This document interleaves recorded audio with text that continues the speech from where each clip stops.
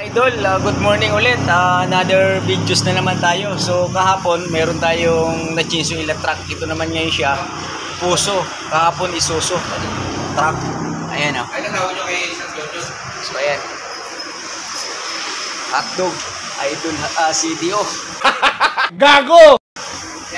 So ito mga idol, dalawang flashing ang katumbas nung kanyang makina. Kasi ang makina nito mga idol, ang laman na lang is ay 9 liters. So magpa-flashing tayo, dalawang flashing oil ang kailangan natin para mas mapalabnaw niya ng maayos para pag dinrain natin. So talagang ubos na ubos, pati latak. So, di ba? Paano masabi? So ito yung makina mga idol. Ayan. Guys, so ilalagay natin yung nausog pa oh. Yan. Ilagay natin yung flashing oil. So pasensya na kayo mga idol, magalaw yung camera. Yan. Oops. Ito yung flashing oil.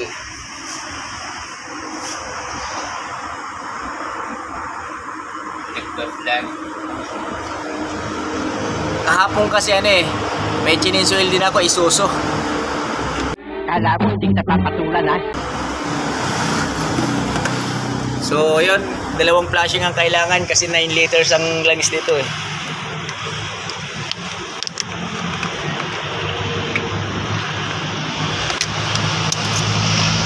Yan guys, di ba?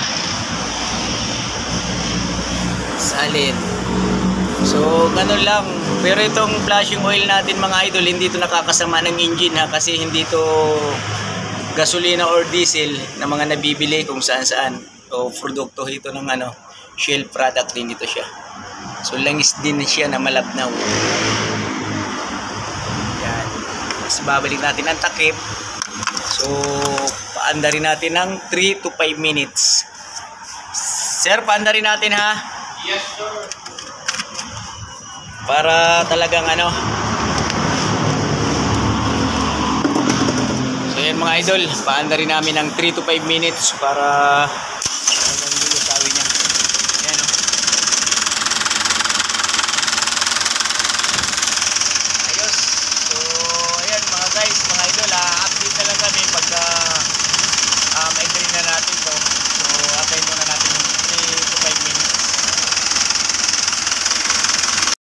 Few moments later. So ayan mga idol guys, i-drain na natin tong yung flashing natin na truck na i-change oil natin. So tapos na yung flashing, napatay na natin.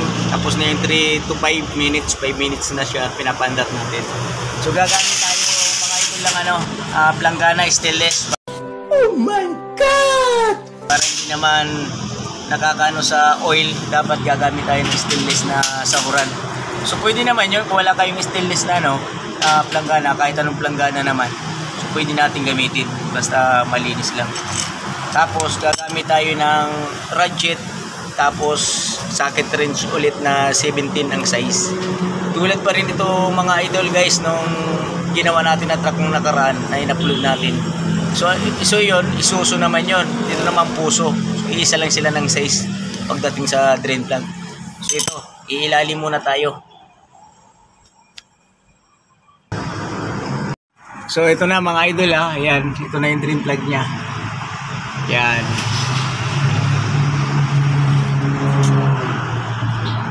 Ayan, tatanggalin na natin yung drain plug, naluwagan na natin to. Yun, sus, ang init.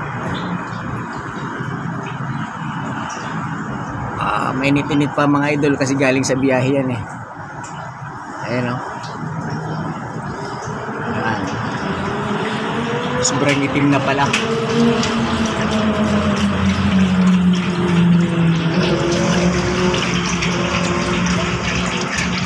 So ito mga idol guys, naka-schedule ito para sa aming brake cleaning.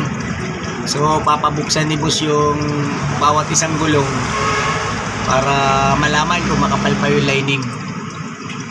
So kahapon mga idol, yung na-upload natin Isuzu, yung na-change natin nakaraan, isang filter nung 526. Ito naman siya mga idol, 313. Ay nakakabit pa, di pa natin natanggal. Yan. iyon naman ng mga idol, yung Isuzu, yung oil filter niya nasa driver side sa ilalim. So ito naman nasa passenger side kanan. Ayan o, sa ilalim ng gulong. Ayan. So yan yung oil filter niya mga idol, nasa kanan. Kahapon yung Isuzu kaliwa. So magkaibang position sila ng pagdating sa oil filter, pero pareha silang truck. So kanya-kanyang design naman yan, di ba? Pagdating sa mga makina nila. So yun nga, tulad kahapon tulad ng Isuzu, maganda din ang pangilalim ng puso. So pareha sila katibay. Ayan. Transmission. Ayan. So mga idol, ipapakita ko naman sa inyo kung saan tayo maghahangin, saan natin padadaanin yung hangin para hindi pumunta doon sa kanyang makina, dumaan pa sa mga valve, sa mga bakal sa ilalim ng makina, sa mga oil seal. Kasi kung may moist yung ating compressor, so hindi naman maiwasan. Talagang nagkakaroon siya ng moist yung compressor natin, tubig, pero hindi naman siya karamihang tubig. So maiwasan natin yung mga problema, kaya padadaanin natin mga idol sa dipstick. So yun yung tama, kasi papakita ko sa inyo. So guys, ito pala yung kanyang dipstick, magkaiba doon sa Isuzu. Nasa ilalim na, modelo na kasi siya. Passenger side sa ilalim, ilalim siya ng injection pump katabi. Ayan, papakita natin. So ito mga idol, ayan. Ayan guys. So yan yung dipstick nya. Ito. Ilalim ng yan, injection pump. Maiksi lang to mga idol. Baka ang yung iba sa atin, syempre hindi ko naman sinasabi na hindi natin alam. So ako hindi ko nga rin alam, nandito pala yan. Yan. So gaano kaiksi siya diba, maiksi lang. Yan guys, so maiksi lang ang dipstick ng puso. So dito natin padadaanin, ayun ang butas niya. Ayan. So diyan natin padadaanin mga idol yung hose ng hangin, para hindi na siya doon dadaan sa makina. So maiwasan natin yung problema. Karoon pa ng problema na palagyan pa ng moist ng compressor. Yan, gagamit tayo ng gun, spray gun. Pasok naman yan doon Ayan. So ayun, hanginin natin para labas na labas talaga doon sa kanyang crankcase, sa drain plug nya, ubos na ubos.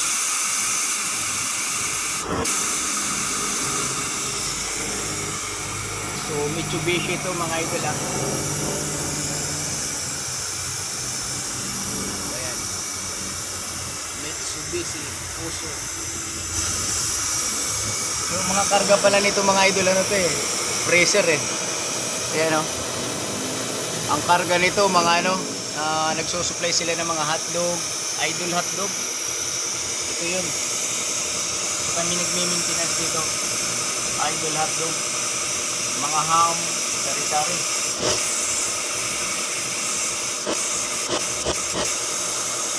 So, okay mga idol, i-drain muna natin ng maayos. Tapos update na lang uli ako sa inyo. Ito mga idol, ayan. So pinipihit na natin yung oil filter. Yun. So hindi naman siya ganun katigas nalulo agad-agad. So may mga filter kasi na sobrang tigas.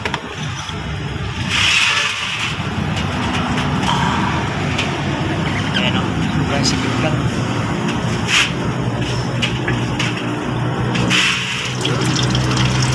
Grabe. Dumi. So yun, luwagan nyo na muna mga idol bago nyo pihitin. So yun lang, napakasimple lang naman mag-change oil. So yun mga idol, tanggalin na muna natin kasi mahirap to kalasin dahil napakahaba din ng oil filter, mabigat, mainit pa. Ba't ka pala pang ready guys? Oo, kami. Tanggalin na natin yung oil filter. Doon kami nagpa-medical. Ayun ang bigat to. So kahapon mahaiksi na malaki. So ito naman siya ngayon. Kayat na mahaba. Ayan o. Lahat kayo empleyado. Sino may sagot ng pisina? So ito palang gamit na oil filter ng Puso 313. Tapos ito yung oil niya. So lalagyan uli natin siya ng langis para may pundo. Para pag umandar, di na niya kailangan punduhan pa.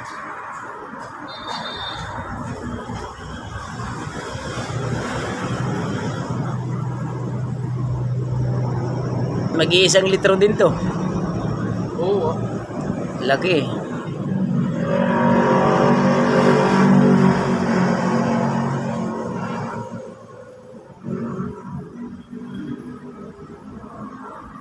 Ilang buwan ba ito, sir, bago mag-change oil? 5,000. Kilometers? Oo. O, kasi itong gamit mo na oil, every 5,000 to eh.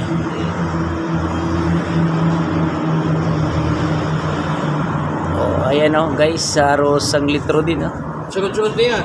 Sunod yan yung yung nut. Yung may bumibiyahe ng naik nakikita ko doon si Oo. So, ayun, ilalagay na natin, oo. So ayan guys, bago nga natin nilagay yung oil filter, kung matatandaan nyo, so lagi natin pupunasan yung oil filter thread, yung pinaglalagyan, housing, para pag nilagay yung bago, so smooth na smooth, maiwasan natin yung leak, di ba? Yan, lalagyan natin yung bago. Ayan guys, sinalpa ko na yung bago. Ayan. So yung pwede siyang kamayin muna. Ayan, para alam nyo, maramdaman nyo naman yan pag lapat na lapat talaga mga idol eh. Ayan. Gagamitan natin ng filter wrench. Ayan mga idol, filter wrench. So yung higpit nito guys, mga idol, sakto lang. Pag alam nyo na mahigpit na yung pakiramdam nyo, so tama na. Sila ka naman masubuhan. Ayan, ratchet station gagamit tayo kasi na malalim para hindi sumabit sa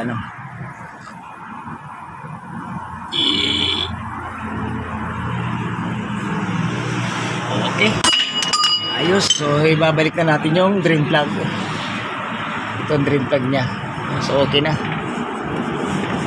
Punas. Ayan, mga tulo-tulo. Ganun lang yan mga idol. Tapos drain plug. So okay pa naman ang washer na eh. Yun. Okay. So higpit. Tapos sali na ng langis.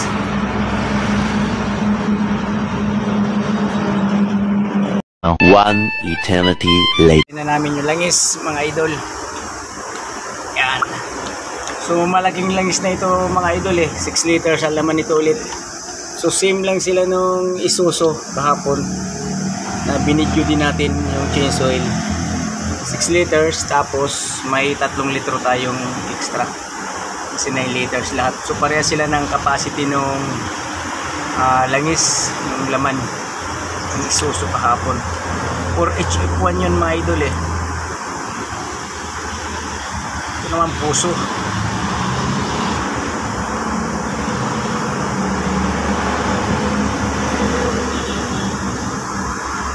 Yeah. So 6 liters.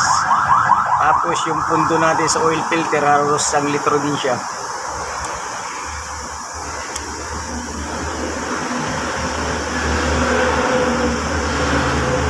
Tapos syempre hanginan nyo na rin yung mga filter nito para malinis condition.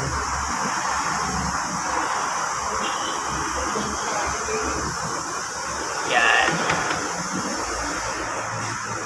Yung sasalain ilagay uli natin dito yan. Yung tira-tira sasali ko na rito. Dahil minsan eh... So ayan guys, pang 8 litro. Ito pang siyam mga idol. Yan. Okay. So guys, ibabalik muna natin yung dipstick tapos panda rin natin. Yan. Sa ilalim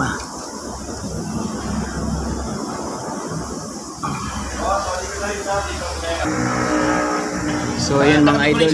Oo. Panda rin na namin. Naibalik na yung dipstick. Sige, start. Yun. Oh my God!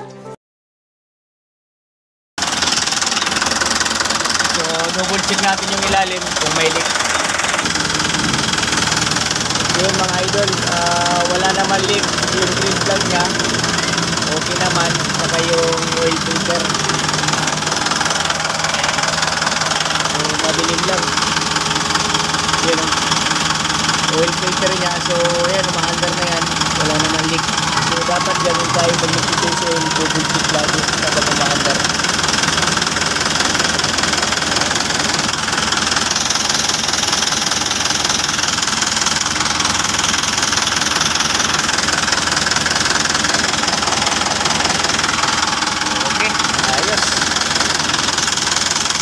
Guys, tapos na namin na change oil CDO. Yun guys, kung bago ka pa lang sa aking YouTube channel, pag-follow, subscribe, paki-share na lang din. Just Mechanic Vlog mga idol. Ayan, dito tayo sa Shell Centennial Road, Batong Dalig. Ayos, successful.